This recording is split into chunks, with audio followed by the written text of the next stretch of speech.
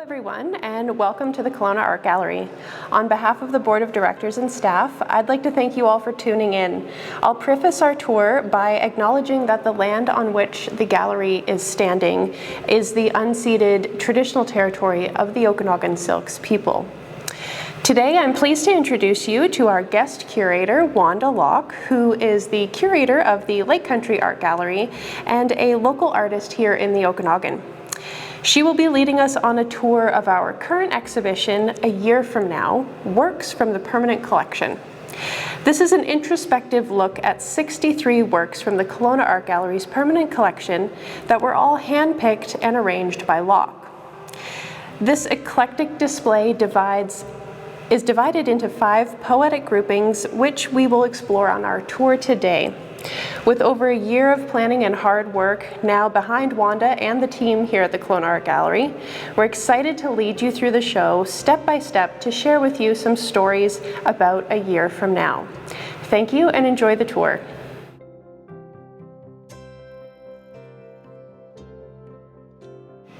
Hello everyone, my name is Wanda Lock and I am the guest curator for the current exhibition up at the Kelowna Art Gallery called A Year From Now, Works from a Permanent Collection. When we think about collections, we can go back to our childhood, and we think as children we might collect things from the natural world like birds' eggs, skulls, rocks, or shells. And as we grow older, those collections may turn to stamps or coins, buttons, or comic books. But whatever we collect, they are valued, cherished, and loved. We collect for knowledge, pleasure, fascination, to feel a connection to something. Freud said collecting is a way of imposing order. Instinctively, we collect objects of desire. But whatever the reason behind these collections, they give us insight into others. When you come into the space, the gallery has been divided up into 5 sections, and each section is titled with a turn of phrase. And each section has a piece of work that was sort of the inspiration for the turn of phrase. Right now, I am standing in front of Wanda's Coup's Evening Without Angels, and we are in the Love is Blind section. And when you stand here in Love is Blind and have a look around, you are, well, let's have a look. We have the beautiful, large Wanda Coupe that's behind me. Off to my left, I have Landon McKenzie. I have Brian Riley to my far right, with Tony Sherman and Briar Craig and Jenny Judge filling in the gaps. This section is meant for the viewer to reflect about all that comes with the phrase love is blind. It is consuming, it is large, it is colorful, it is blissful. It is also a little bit how shall I say, intriguing. When you introduce Tony Sherman's 2 pieces between Brian Riley and Wanda Coup's work, it adds a little bit of otherness to the term love is blind. So we are standing in the second section in the gallery called Home is Where the Heart Is. And there are many things happening in this space. It's quite a commotion going on right now. We have Kathy Falk behind me. We have Joseph Plaskett's beautiful pastel work right here, which is, it makes my heart sing every time I see this work. It is lush and delicate and big and encompassing. It's everything all at once. This space is about home, but it also talks about home not necessarily in the sense of a building, a structure where we keep our things, where we house our objects and eat and sleep and whatnot. I'm thinking home is where the heart is where we feel the most love, the most welcome, and that could be anywhere. And this grouping kind of plays off of that idea that home can be anywhere the heart is. So when you look around this space, you're going to see portraiture by Anne Kipling, Jane Everett, and Helen Beatty. These pieces were selected for this section because they were supposed to, or they talk about self-reflection and the idea of you, the viewer, and where you put your heart and your home. The Egg Beneath the Dick piece, the Shrunken Dress, again, it talks about remembering or going back is one possible interpretation of it. The dress would not fit an adult, it would fit a small child or a doll or whatever that may be, but it gives the idea of going back in time and remembering. When we go down to the left of here, we have the idea of homestead and home, so we have more structural kind of interpretations of home is where the heart is, and of memory too. Lee Goriez's drawing at the back table, or at the back wall there, is more of a drawing that seems from memory. And involved in this section, or this players in this section, are Leonard Epp's fanciful pieces of people and cars and fish eating, and again it talks about imagination and creativity and the playfulness of home is where the heart is. So we have been Love is Blind, we have gone to Home is Where the Heart Is. Now we are standing in Best Laid Plans. And I think everyone knows the term best laid plans. Doesn't matter how much we organize, we plan, we get everything together and ready to go, things happen. And this grouping is very full. I think it's the smallest of the spaces, and it's quite tight in here. And it's a bit dark. We were having fun at Home is Where the Heart Is, and now we've come here, and we can feel the vibe that it's giving off, that sometimes things happen that we cannot anticipate. So I'm standing in front of Vicki Marshall's piece, which is a beautiful painting of an old apple tree. And it's sort of the anchor piece to this grouping, or it was the anchor piece that I used to start talking about best laid plans.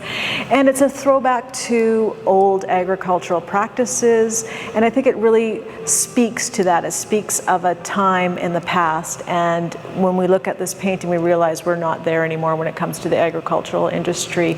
And it sort of becomes a warning sign, maybe we could say, on the other work that's in this exhibition. We have Carl Beam's two pieces off to the right of me, which talk about power and climate change, natural histories, and where we're going. These works are older pieces, but so relevant in the here and now. We have two pieces by Anna Coughlin of children. They're collage pieces, so there's bits and pieces, and these children are looking to how I interpret it in this grouping, as looking to the future. But if you look at the works closely, they're a little bit not so hopeful, maybe could be taken that way. So it's, again, that's up to the viewer to interpret, but they were sort of referencing or bouncing off of Carl Beam's pieces that are exhibited right next to them.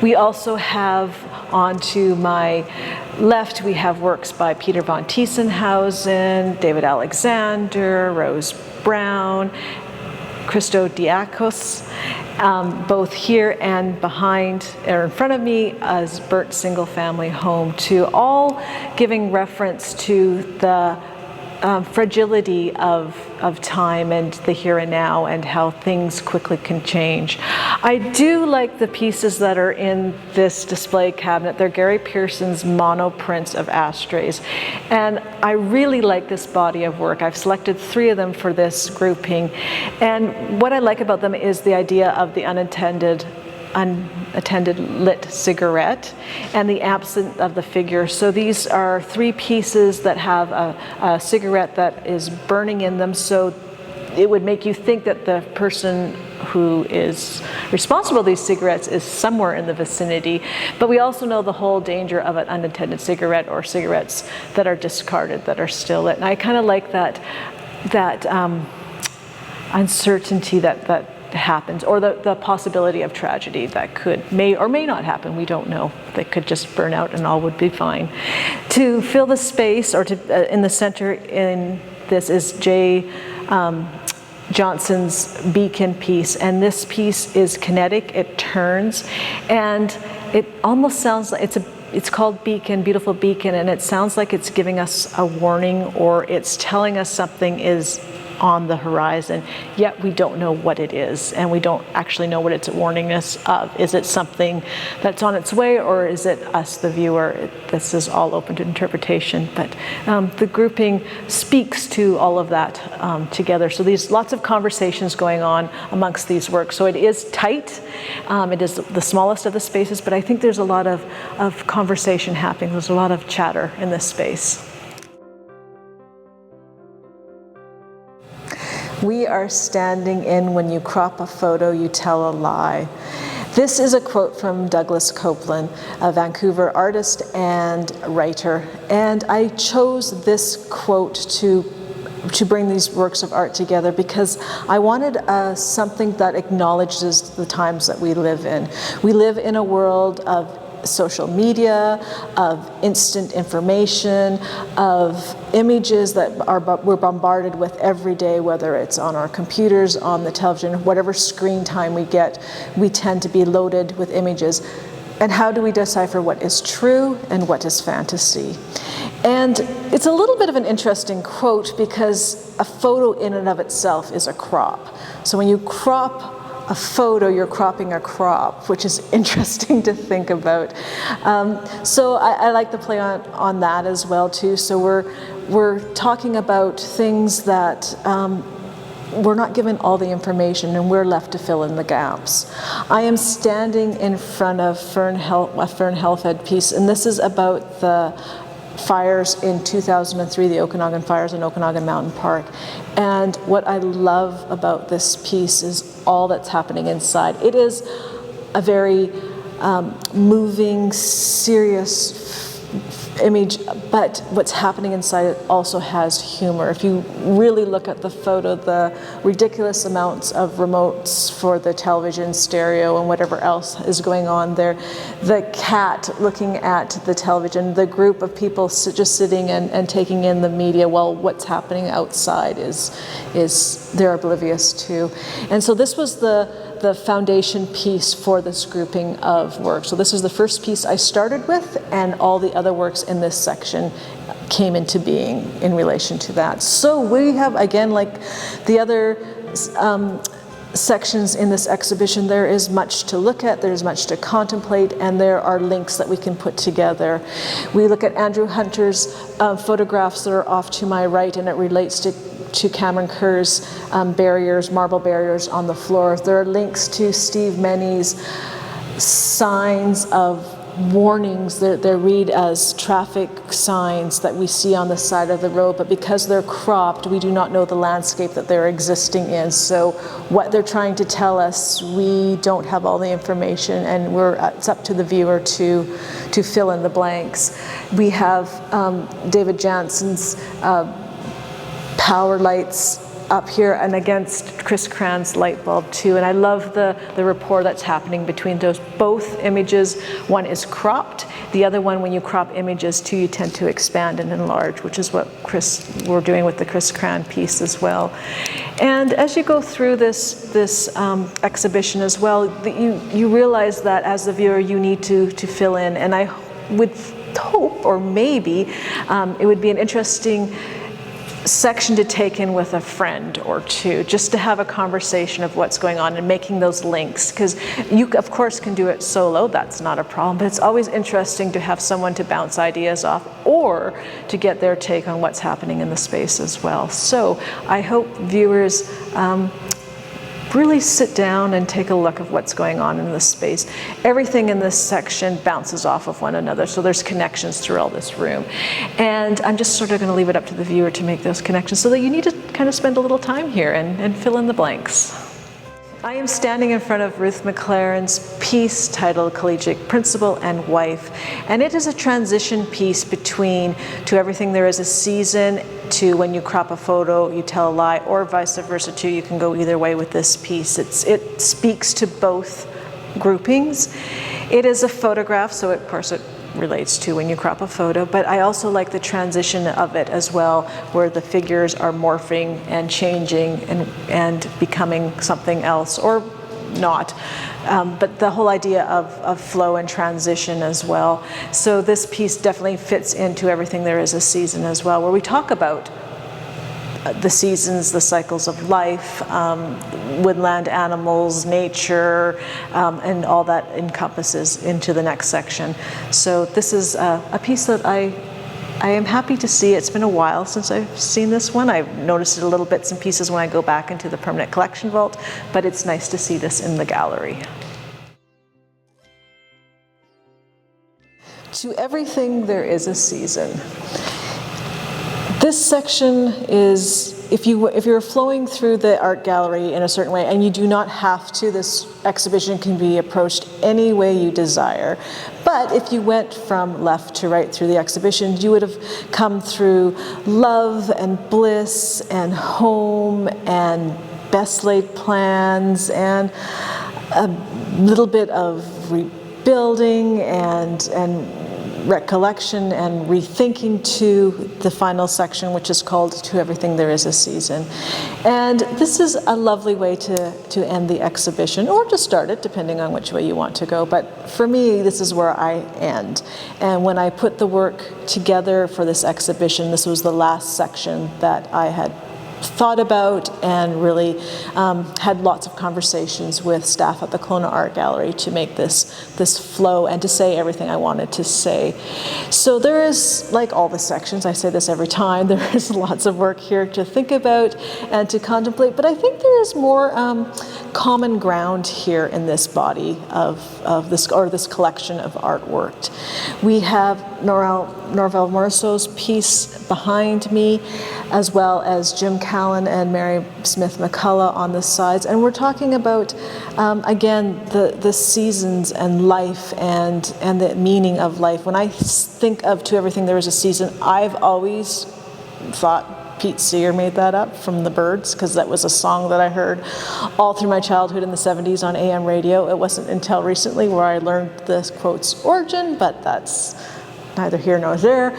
But To Everything There Is a Season, there's a purpose to everything, or everything has a time for its purpose. And when we stand here, we see Susan Point's beautiful reeds and life and water life beside me, and in front of me is Tanabe's Summer Moon with Mary Bull's Portrait of an Orchardist off to the side there, and Kate Wilson's botanical drawings, and they all speak to the cycle of life and to the seasons and just life on Earth and I guess in a bigger way, the human condition and what it means to be human, to exist in this world and this cycle of the seasons. Aganitha, we have two sculptural pieces in this section too, Aganitha Dick and J. Bundy Johnson as well, which add a little bit of quirkiness or humor or a way to think of things in a different light. So To Everything Is a Season is where we end up at this tour.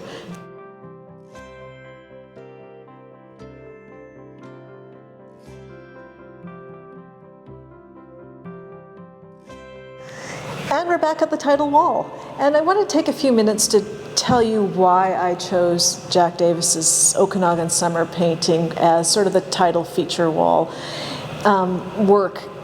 It's very much Okanagan. It was done in the 80s, and it has every nostalgia, cliche thought that I have of the Okanagan is sort of in this painting. And I'm not saying that doesn't mean I don't like it. I actually really like the painting, but it brings up all the nuances and the ideas of what summer is like in the Okanagan. And after all, it is summertime right now in the Okanagan, so what a great piece to start off and finish off at.